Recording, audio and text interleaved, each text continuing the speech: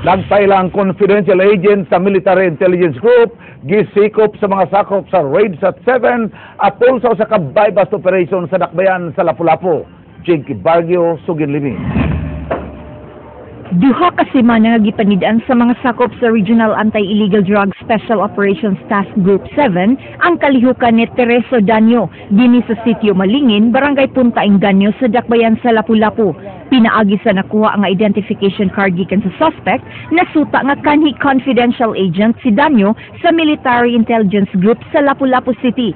Nasikop kini kaganiha sa kapulisan, pinaagi sa gihimong buy-bust operation. Di nakuha gikan kaniya kining upat ka mga medium-sized nga pakete sa gituuhang shabu, buy-bust money nga 500 pesos ug lain pang 400 nga gituuhang halin sa drogas. Ang iyang operation director, doon na siya gimonitor na mo sa laing province, ma'am. Dila sana mo ibutyag. Doon na siya operation sa laing province. Amo mo na yung subject sa further monitoring. Giingong level 3 drug pusher si Danyo nga makabaligya og 200 gramos matag semana. Giangkon hinon sa dinakpan nga dulan usa ka tuig na siyang namaligya og drogas. Kan sa akong pamilya na, ma'am, nga akong nagbuhi ba.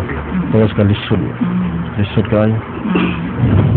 Gikumpirmar sa kapitan sa Barangay Punta Inganyo nga ubay-ubay ang misud sa iligal nga kalihukan sa ilang dapit. Amo yun yung gibuhat nga ang among barangay nga mawa yun ni ang drugs kaya akong gilikayan tungod sa mga bata pa. Gihan ay na ang kasong kalapasan sa Dangerous Drugs Act, Bato kang Danyo. Jinky Bargio, News 5. Saul sa usa ka tig-ayo og cellphone sa Dalan P. Lopez na biktima sa lungkab. Dulan 80,000 pesos na kantidad sa mga cellphone nga gipaayo ang nakawat.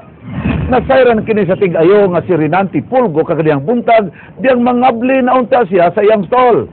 Misalig ra si Pulgo nga ibilin ang gipaayo nga mga cellphones sud sa stall kay iya man kining gikadaduan. Nagproblema na karon siya kung unsaon pagbayad ang mga nangawala nga cellphones sa iyang mga kliyente. Kung problema kayo, watay korta. Hindi lang niya sa giya, maluoy sa kuha, o kung sa ilang unang-una, hindi lang. Ang iolanda nila. Sungod sa pagkasikop sa squad leader o pagkamatay sa squad members sa National People's Army at tol sa ilang enkwentro sa kasundaluhan dito sa lungsod sa Pamplona sa miaging semana, hingpit na unyang ideklarar sa Central Command na conflict manageable and development ready na ang Negros Oriental. Andrea Patenia, Suginlimi. Human sa malang pusong pagkasikop sa New People's Army squad leader nga si Jesse Dakal-Dakal alias Jury atul sa panag-engkwento sa kasundaluhan dito sa Pamplona, Negros Oriental ni atong niaging semana, gipaibaw sa pangu sa AFP Central Command nga ideklarar na nila ang maong lalawigan nga conflict manageable and development ready area. Giingong dako kayong kawadon sa rebeldeng grupo ang pagkasikop sa ilang leader ug pagkamatay sa duha ka mga squad members nga silang Fermina Namuco ug Nelson Onciano atul sa maong engkwentro. At ito ay malaking kabawasan sa capability nila na gumawa ng anumang kaguluhan or violent incident against any peace-loving citizen ng Negros Oriental. Dugang ni Bonafos, doon na sila tulo kabasihan sa maong deklarasyon. Kini mao ang paghusay sa government organization sa mga barangay ug pagmenos sa mga armed components ug sa gidaghanon sa mga armas sa Negros Oriental. Tinguha sa CENTCOM na madeklarar na gyud nga insurgency-free ang tibuok Rehiyon 7 na daghag maayong epekto sama sa paglambo sa ekonomiya.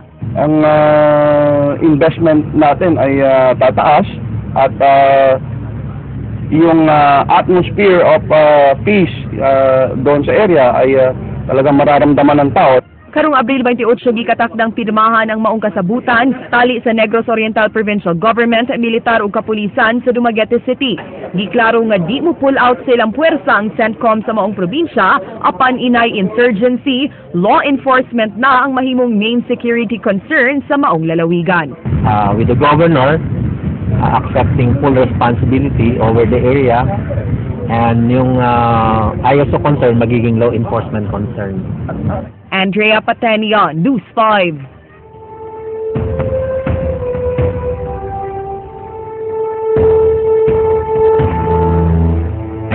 Usa ka simple nga paghandom ang gibuhat sa kagamhanan sa dakbayan sa Subo, subay sa kasaulugan sa ika-72 katuig nga araw ng kagitingan kun adlaw sa pagkamaisugon karong adlaw. Leslie Caminada Vistil, Sugindimi.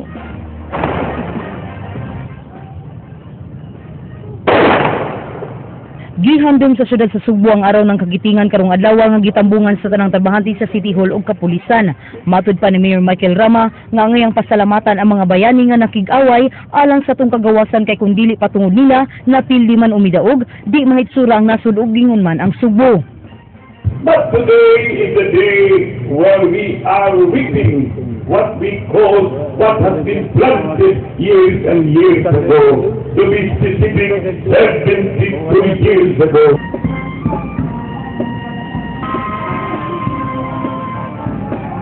Usa sa mitambong ang 92 anyos nga kani city engineer sa Dakbayan nga si Major Manuel Villamor. Iyang gipanghambog ang marker kaniadto nga iyang gipatukod isip paghandom sa araw ng kagitingan.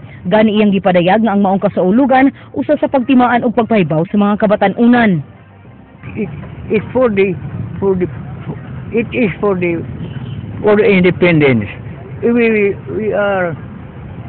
We are giving importance to the veterans, not only for the veterans but also of the young generation. Leslie Caminada Vistil, News 5.